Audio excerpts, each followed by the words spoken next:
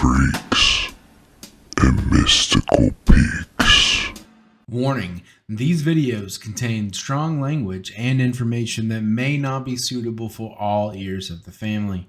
But it is important to remember that we are in no way glorifying the information or stories in these texts, but rather casting light onto subjects that otherwise would be lost to the annals of time.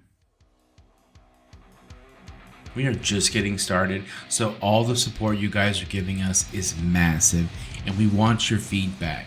So please leave a comment down below the video with any suggestions that you might have regarding the channel or any content that you'd like to see from us. And again, thanks. Enjoy the show. And remember, like, subscribe, and hit that bell icon so you can get notified whenever we drop new content. You are listening to the Greek Freaks and Mystical Peaks podcast. I'm Heath, and I will be your guide on this journey as we travel back in time to the classical era. How will we get there, you ask? By the writings of a man named Theophrastus. Enquiry into plants. Of the plants called strychnon, one induces sleep, and the other, the thorn apple, causes madness. The first mentioned has a root which becomes red like blood as it dries, but when first dug up it is white. Its fruit is deeper orange than saffron, its leaf like that of the tithmalo, or the sweet apple, and it is itself rough and about a foot high. The bark of the root of this they bruise severely, and soaking in neat wine give it as a draught, and it induces sleep. It grows in water courses and on tombs. The kind which produces madness, which some call thuaron, and some call periton, has a white hollow root about a cubit long. Of this 3/20 of an ounce is given if the patient is to become merely sportive and to think of himself as a fine fellow. Twice this dose, if he is to go mad outright and have delusions. Thrice the dose, if he is to become permanently insane. Theophrastus, meaning godly phrased, was an ancient Greek philosopher and naturalist, a native of Aristos and Lesbos. He was a colleague of Aristotle, and he was Aristotle's successor at the Lyceum. In his writings on the causes of plants, or Periphuton Historia, Theophrastus establishes the foundations of botanical science. Now, botanical science is all well and good and everything, but the reason why Theophrastus jumped out at me is because I was looking for the drugs, and I found them.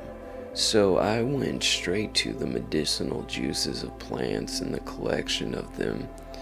I also took a look at the cutting of roots for medicinal purposes and the medicinal uses for diverse parts of plants. He talks about something called all heal, which I'm not familiar with, but then again, I am not a botanist. For those of you that are familiar with Lady Babylon or the work of Dr. Almond Hillman, he talks about root cutting, and so that jumped out at me right away. Most of the information that we possess concerning the life of Theophrastus comes mainly from Diogenes Laertius' Lives of the Philosophers, compiled at least 400 years after his death.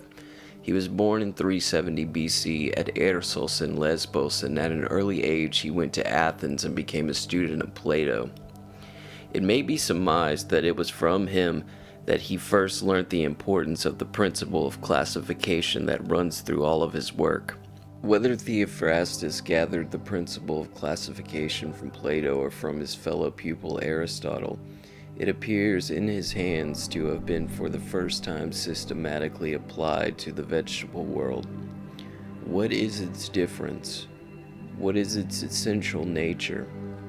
What are the characteristic features and virtue of which a plant may be distinguished from other plants, and which make up its own nature and essential character? Theophrastus appears to be Aristotle's junior by 15 years. On Plato's death, he became Aristotle's pupil. we are assured that Aristotle was deeply attached to his friend. Theophrastus took care of Aristotle's son after his death. According to Diogenes, Theophrastus died at age 85. His life was remarkably interesting when we consider that he was friends with Plato and Aristotle, and that he witnessed the whole careers of Philip and Alexander of Macedon. Theophrastus was a voluminous writer, and Diogenes gives us a list of 227 treatises from his pen.